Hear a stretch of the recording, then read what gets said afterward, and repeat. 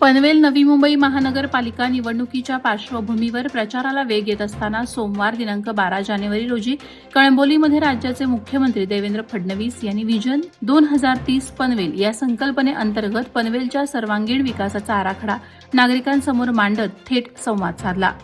यावेळी मुख्यमंत्री फडणवीस यांनी पायाभूत सुविधा, वाहतूक व्यवस्था, रोजगार निर्मिती, स्मार्ट सिटी संकल्पना, शिक्षण, आरोग्य आणि पर्यावरणपूरक विकास यावर सविस्तर भूमिका मांडली।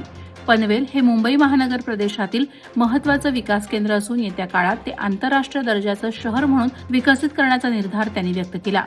नागरिकांनी उपस्थित केलेल्या प्रश्नांना उत्तर देताना मुख्यमंत्री फडणवीस यांनी प्रशासन अधिक लोकाभिमुख, पारदर्शक आणि गतिमान करण्यावर भर दिला। या कार्यक्रमाचं सूत्रसंचालन प्रसिद्ध सिने अभिनेते प्रसाद ओक आणि सिने अभिनेत्री अमृता खानविलकर यांनी केलं। त्यांच्या प्रभावी आणि उत्साही सादरीकरणामुळे कार्यक्रमाला वेगळीच रंगत आली। व्हिजन 2030 पनवेल या संकल्पनेला नागरिकांकडून सकारात्मक प्रतिसाद मिळाल्याचं दिसून आलं। या भव्य कार्यक्रमामुळे पनवेल महानगरपालिका निवडणुकीच्या प्रचाराला नवी दिशा आणि चालना मिळाल्याचं चित्र स्पष्ट झालंय। खालापूर तालुक्यात जिल्हा परिषद निवडणुकांच्या पार्श्वभूमीवर राजकीय वातावरण तापलं असून राष्ट्रवादीकडून शिवसैनिकांना त्रास दिला जात असल्याचा आरोप आमदार महेंद्र थोरवे यांनी केलाय। राष्ट्रवादीची दादागिरी सहन केली जाणार नसून त्यांना त्यांच्या भाषेत उत्तर दिलं जाईल असा इशारा त्यांनी दिला। यावेळी अनेक राष्ट्रवादी पदाधिकाऱ्यांनी शिवसेनेत प्रवेश केला। सावरोली गटातून ज्ञानेश्वर गायकवाड यांचा विजय निश्चित असल्याचा विश्वासही त्यांनी व्यक्त केला। शिवसैनिकांनी गाफील न राहता निवडणुकीच्या कामाला लागण्याचं आवाहन करण्यात आलं। रसायनी परिसरातील मोहोपाडा थांब्याजवळ रस्त्यावर अतिक्रमण आणि बेकायदेशीर पार्किंगमुळे वाढलेल्या वाहतूक कोंडीवर रसायनी पोलिसांनी कडक कारवाई सुरू केली आहे। हातगाड्या, रस्त्यालगतचे अतिक्रमण आणि नियमभंग करणाऱ्या वाहनांवर दंडात्मक कारवाई करण्यात आली। यामुळे शालेय विद्यार्थी, रुग्णवाहिका आणि नागरिकांना होणाऱ्या अडचणी कमी होण्यास मदत होणार आहे। ही कारवाई नियमितपणे सुरू राहणार असल्याचं पोलिसांनी स्पष्ट केलंय।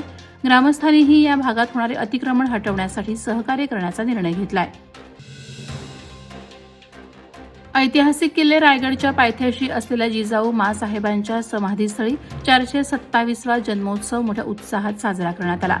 जिल्हा परिषद रायगड आणि ग्रामपंचायत पाचाड यांच्या संयुक्त विद्यमानं हा सोहळा पार पडला। कॅबिनेट मंत्री भरतशेठ गोगावले यांनी प्रमुख उपस्थिती लावत जिजाऊ माँसाहेबांचा वाडा पूर्ववत करण्याचं आश्वासन दिलं।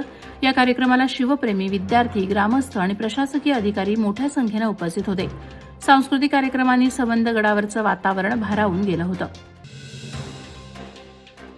अलिबाग तालुक्यातील मापगाव येथे 4 जानेवारी रोजी झालेल्या दरोड्याच्या घटनेचा अलिबाग पोलिसांनी जलद तपास करत सर्व आरोपींना अटक केली।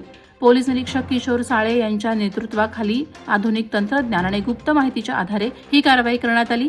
या दडपदार कारवाईमुळे पाथरे कुटुंबीय आणि परिसरातील नागरिकांना मोठा दिलासा मिळालाय। पोलीस अधीक्षक आचल दलाल यांच्या मार्गदर्शनाखाली झालेल्या या यशस्वी कारवाईचं नागरिक आणि स्थानिक नेत्यांनी कौतुक करत पोलिसांचे आभार मानले आहेत।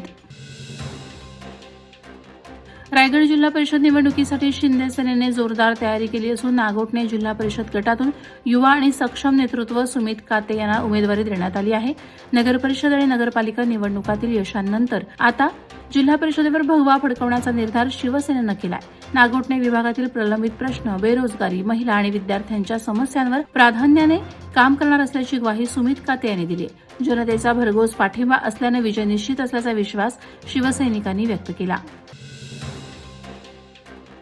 मुरुड तालुक्यातील उसरोली गावात केंद्र सरकारच्या जलजीवन मिशन अंतर्गत उभारण्यात आलेली पाणी टाकी ग्रामस्थांसाठी भीतीचं कारण बनली आहे। सुमारे 80,72,000 रुपये खर्चून उभारलेली 50 फूट उंच आणि 35,000 लिटर क्षमतेची ही टाकी वाकडी उभारण्यात आली असून सिमेंटचे खांब नीट बसवलेले नाहीत। टाकीला अनेक ठिकाणी तडे गेले असून पावसाळ्यात किंवा जोरदार वाऱ्यात ती कोसळण्याची भीती व्यक्त केली जाते।